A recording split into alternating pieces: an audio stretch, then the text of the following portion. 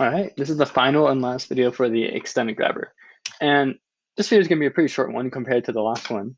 And it's basically going to be covering why is this important? Why is it important to create a mechanism that's able to extend and detract? Let me just bring it out for you guys. Okay, and here we go. Actually, mine broke before we started, but it's okay.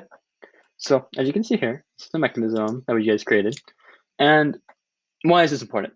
Well, if you think about it, where else have you seen this type of detracting and extending feature? Because I think I've seen it where you've seen those, what do you call it? Those contraptions where, you know how firefighters, even just regular workers, wherever they're trying to go upstairs or above a billboard, they have these contraptions. Let's just get rid of these two handles, where there's a spring like this, and it's able to bring the um, platform higher and higher and higher and higher, rather than, like, let's say a ladder, which will literally just be like people climbing upwards.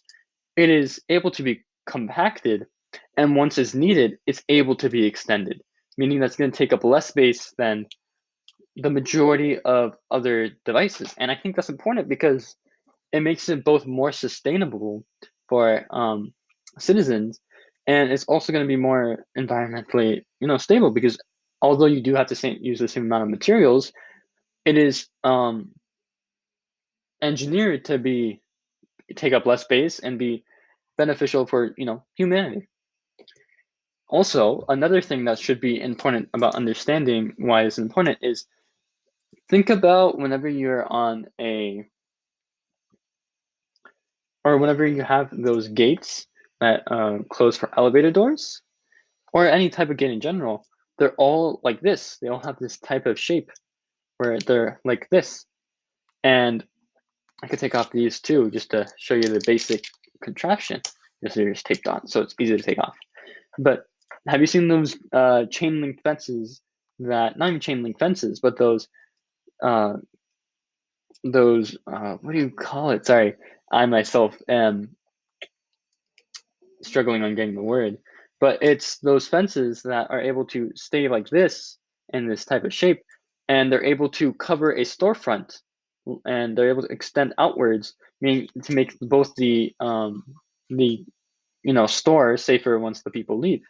And there's also a similar contraption where, rather than sideways, it's from above. So when you pull it downwards, and they're all able to contract together like this, meaning that they're going to have more vertical space than horizontal. And there's a lot more applications that you can have for this tiny little contraption that we just made. There's, you can use it for the extended grabber, as you saw. But if you think about it in the grander scale, there's so much they can just do with this tiny little contraption. And I just lifted off a couple, and I myself don't know the exact words for them, but you see them everywhere. You see them once you go to a store. You see them um, once you see an extended grabber. You see them once you go to on a sidewalk, or even I think firefighters use a contraption similar to this, where they are able to take advantage of changing a horizontal length to vertical length, meaning that they're able to compact ladders and be able to save more lives because of this small contraption. And once you start seeing these tiny little details, you can see that there's so much that can be engineered in the world, not just, let's say, buildings and skyscrapers. There's more to it than just those two basic things. And although if you really enjoy buildings and architecture and all of those types of stuff, I'm not stopping you. Go for it. I mean, if it's your passion, go for it. But what I'm trying to do is brighten your eyes to, or open up your eyes to, all the other different things in engineering. How not only there's their buildings, but there's also the tools that we use. There's the devices that we use, how we protect our stores, how we protect ourselves, and how we can even save people by just engineering something as simple as this.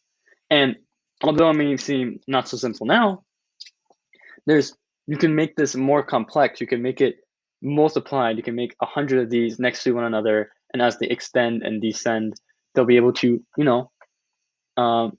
create new defenses that weren't able to be made before, or any other type of engineering, be it for any type of means. And you know, being able to just test it and make it for yourself is really important just for taking that first step for your own discovery and for your own interest in what you're interested in. So yeah, I thank you for coming on this journey and building this with me. Even if you didn't build it and just listened, that's also great because seeing someone else make it is also beneficial to like open your eyes to, the other opportunities that there are for yourself and everything that's out there that you can build or create, and how it's not just limited to, let's say, buildings. So yeah, because I think once people think of buildings or engineering, they think of a civil engineer who makes bridges and who makes um, buildings, but it's more than that. There's so much more that you as an engineer can help make. And I think that's the important part about coming to these lessons and just learning, because it opens your eyes to, let's say, cars. It opens your eyes, which I think we're going to be covering in the next lesson, but it opens your eyes to so many new things that you weren't able to do before or even know before. So yeah, thank you for coming to this lesson. I'll hope to see you in the third one. Bye bye.